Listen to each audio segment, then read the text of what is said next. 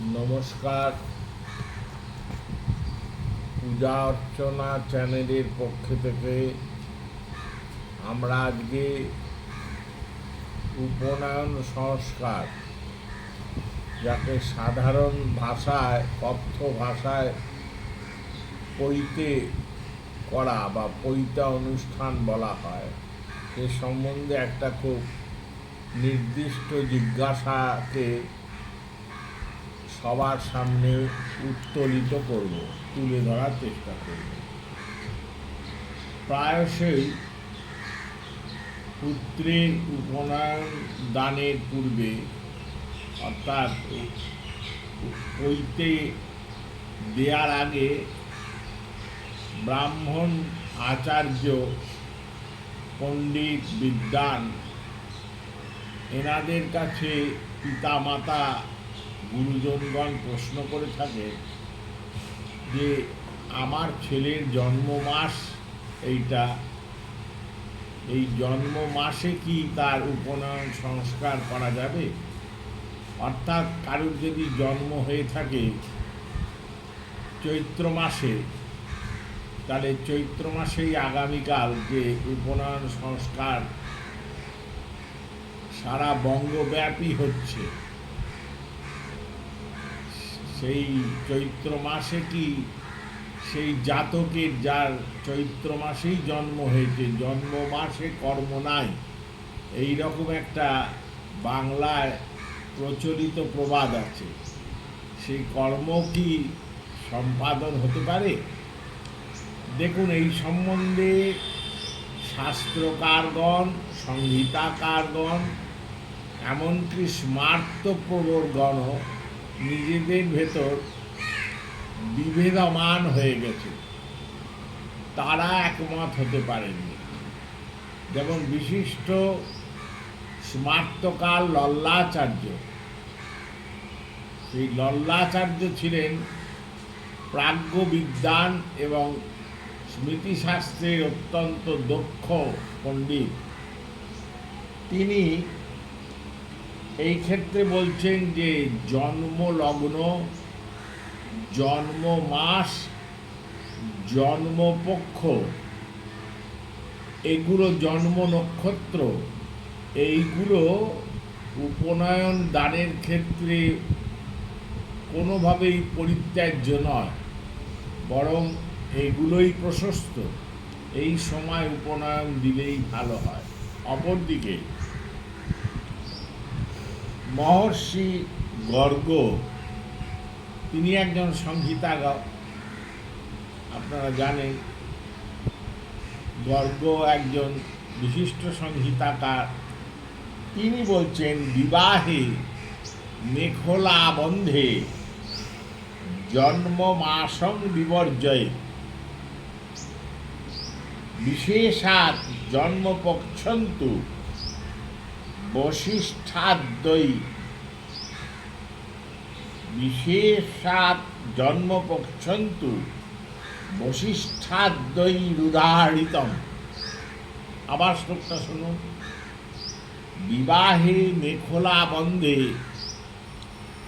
জন্মমাসং বিবর্জয় বিশেষাৎ জন্মপক্ষন্তু বিশিষ্ঠাদ্বৈ রুদাহৃতম। তিনি বলছেন যে উপনয়ন দানের ক্ষেত্রে জাতক, যার উপনয়ন হবে বা বিবাহাদি সংস্কার হবে, বিবাহে মেখলা বন্ধে, বিবাহ সংস্কার মানে বিবাহ শাদী, আর মেখলা বন্ধে মানে যে সংস্কারে কোটি দেশে মেখলা বা স্বর মঞ্জু স্বর বন্ধন করা হয়। মেখলা হচ্ছে কোটি দেশের ভূষণ, পুরুষের কোমরের ভূষণকে বলা হয় মেখলা। এই মেখলা বন্ধ এবং বিবাহে জন্মমাসং বিবর্জয়, জন্ম মাসেতে এই দুটো কাজ চলবে না, এগুলো কোনো সংস্কার জন্ম মাসেতে চলবে না। তারপরে বলছে বিশেষাৎ জন্মপক্ষন্তু বশিষ্ঠাদ্বৈ রুধারিতম। আরও গর্গমুনি বলছেন শুধু জন্ম মাস, জন্মবার এগুলো নয়, জন্মপক্ষ, অর্থাৎ কোনো জাতকের যদি কৃষ্ণপক্ষে জন্ম হয়ে থাকে পুরো কৃষ্ণপক্ষটাই, যদি শুক্লপক্ষে জন্ম হয়ে থাকে পুরো শুক্লপক্ষটাই তার বিবাহ এবং তার উপনয়ন সংস্কারের জন্যে বর্জনীয়। কিন্তু এ তো স্ববিরোধিতা হয়ে যাচ্ছে। এক আচার্য লল্লাচার্য তিনি বলছেন এগুলো প্রশস্ত, গর্গাচার্য বলছেন এগুলো প্রশস্ত নয়। তাই স্মার্তকারগণ তারা নিজেদের সিদ্ধান্ত করে বলছেন যে বশিষ্ঠ প্রভৃতিদের যে উদাহরণ দেয়া হয়েছে, এই উদাহরণ সম্বন্ধে এই মতবিরোধ লল্লাচার্য এবং গর্গাচার্যের গর্গের ভেতর এই যে মতবিরোধ, এই মতবিরোধিতার জন্যে স্মার্ত পণ্ডিতরা এই সিদ্ধান্তে উপনীত হয়েছেন যে গর্গের বচনটি ব্রাহ্মণের উপনয়নের জন্য নয়, বরং লল্লাচার্য যেটা বলেছেন সেটা ব্রাহ্মণের উপনয়নের জন্য। গর্গের বচন ক্ষত্রিয়, বৈশ্য এই সমস্ত জাতির জন্যে প্রযোজ্য।